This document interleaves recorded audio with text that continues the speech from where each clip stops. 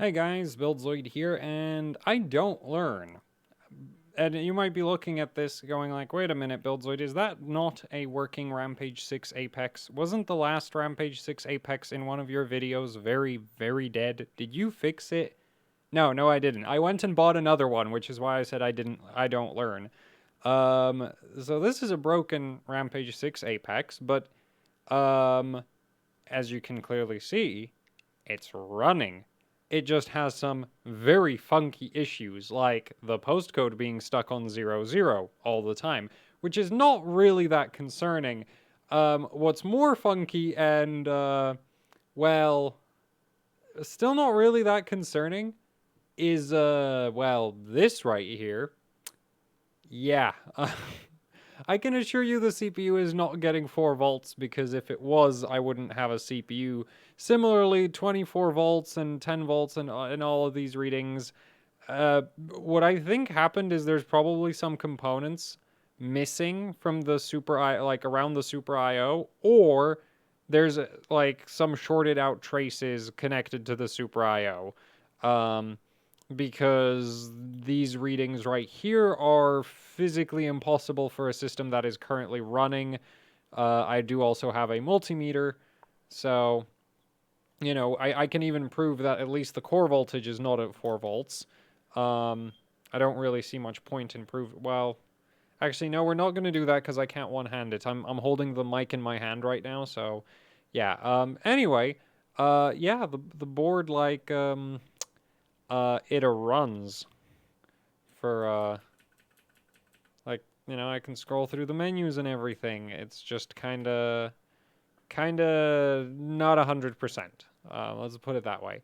So, anyway, let's shut it down. Where's that button? There we go.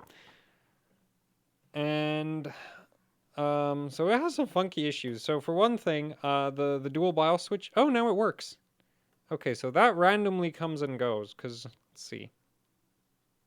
Huh. Okay. And now it's broken again. So, yeah, that's a thing. So I'm not really sure what's up with that, but yeah, that comes and goes at random. My favorite test heatsink is just a CPU heatsink for AMD CPUs, because the thing is, it doesn't tend to slide around as much. Well, tower coolers are too big for just basic testing. The CPU currently in there is a 7740X, and I just realized that I wanted to check if it detected all the memory. It detects all the memory. I can check that, but I can check that in the video recording. I'm not gonna edit or anything. I just can't remember now. Anyway, so yeah, this board, multiple issues, lots and lots of issues with this board.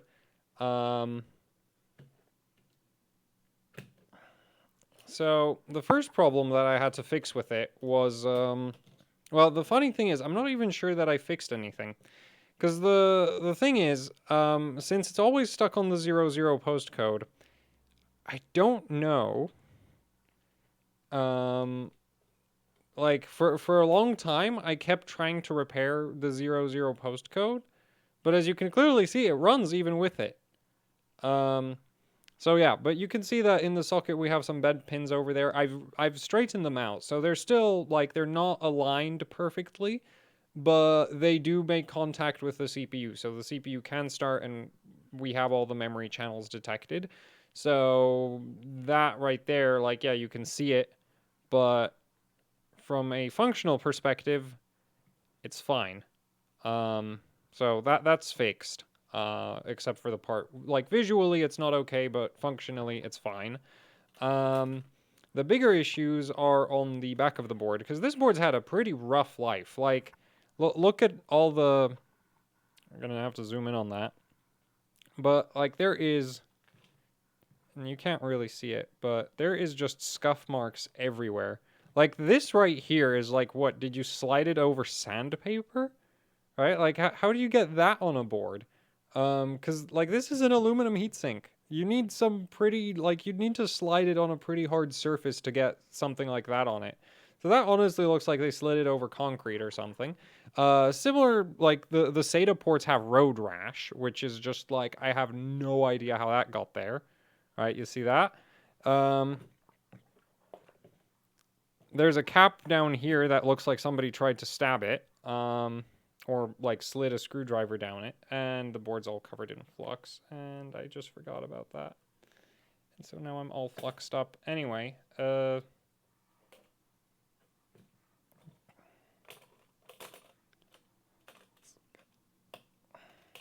oops, no, that's not how the mechanism works.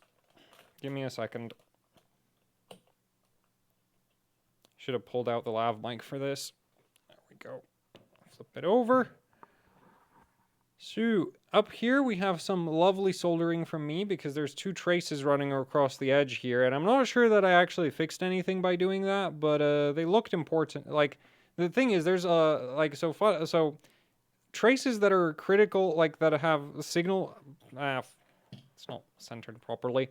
There. So important traces that actually care about signal integrity, those go through like the center part of the board. That would be like your PCIe, your memory channels, you know, that kind of thing.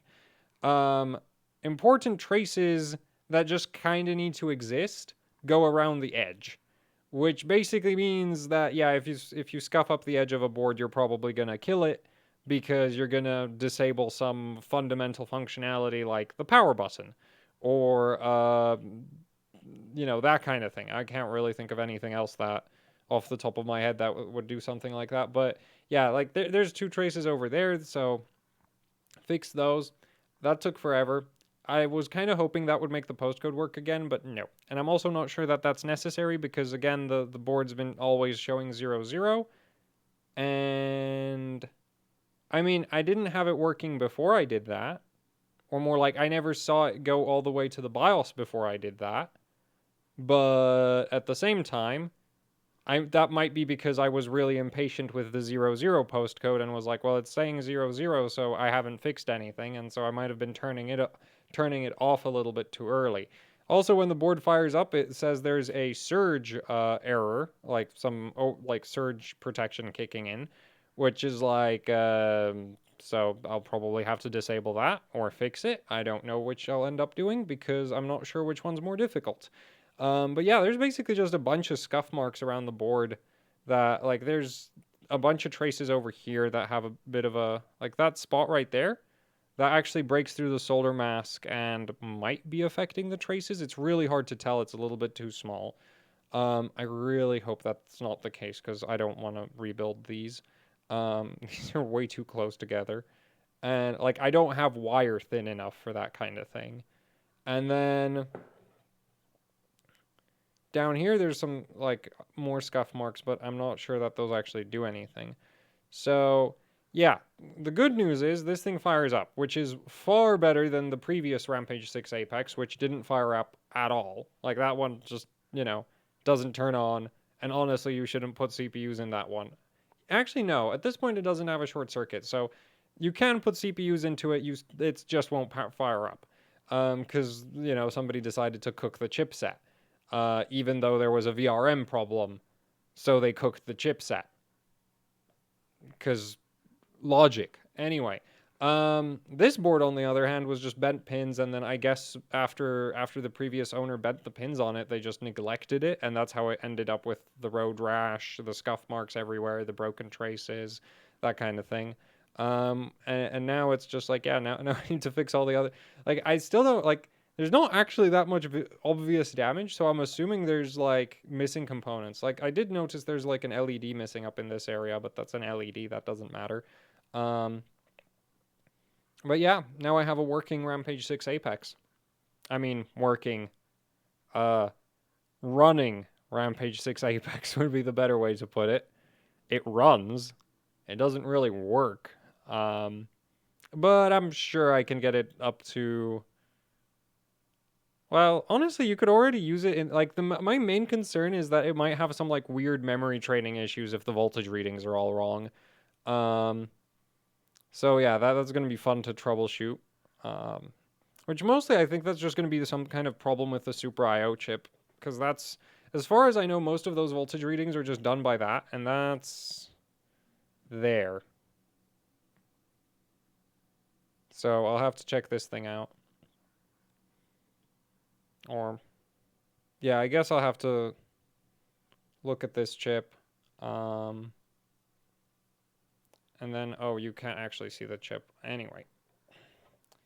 This really isn't something I should be trying to do one-handed, but that's probably the chip responsible for all the messed up voltage readings. So I'll just have to check that out. I'm not sure. Like, the thing is, like, I don't have schematics for boards like this. I can't get schematics for boards like this. At least not anywhere. Like, I don't know where to get schematics for boards. So, basically, all of my troubleshooting is just going to be going off of documentation for various not mislabeled chips on, not rebranded chips on this board, which there shouldn't be that many of those. Like, there shouldn't be too many rebranded chips. And hopefully, like, I need to figure out the surge issue, which you didn't get to see that, but when the board first fires up, before you get into the BIOS, it's like surge protection kicked in, so need to fix that, need to fix the voltage readings, so that's probably going to be the Super IO, and I'm hoping that's the correct chip for that. I'm assuming that's the one. Because the TPU chips from Asus, those are going to be like this might be annoying to find a datasheet for these, or just like that's not happening. If one of those has an issue, that's not happening. The postcode is, yeah, I don't know what to do about the postcode. I am just going to assume that the postcode is related to some other problem. Like something else being broken is breaking the postcode. So that might just start working as I start fixing other things around the board, or at least that's what I'm hoping for. And yeah, honestly, like my biggest...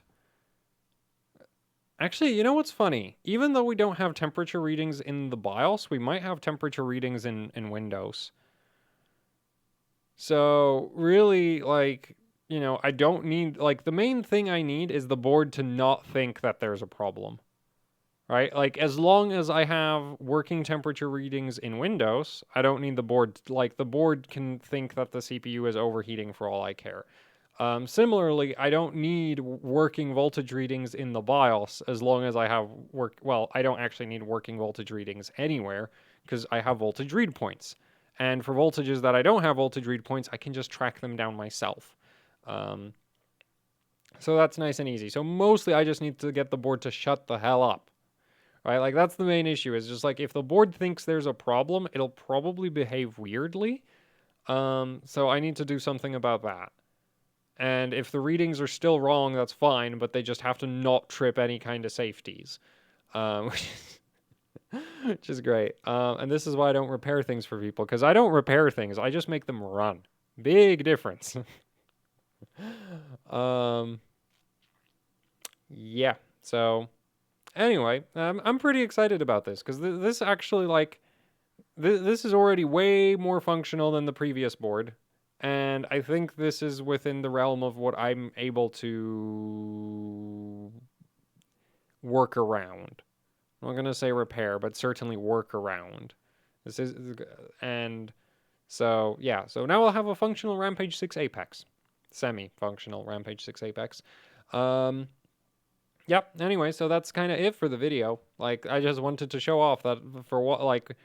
The funny thing, like, if I get this thing to not have all the random issues it currently has, then I'd actually, like, this would be cheaper than buying a working Apex right off the bat.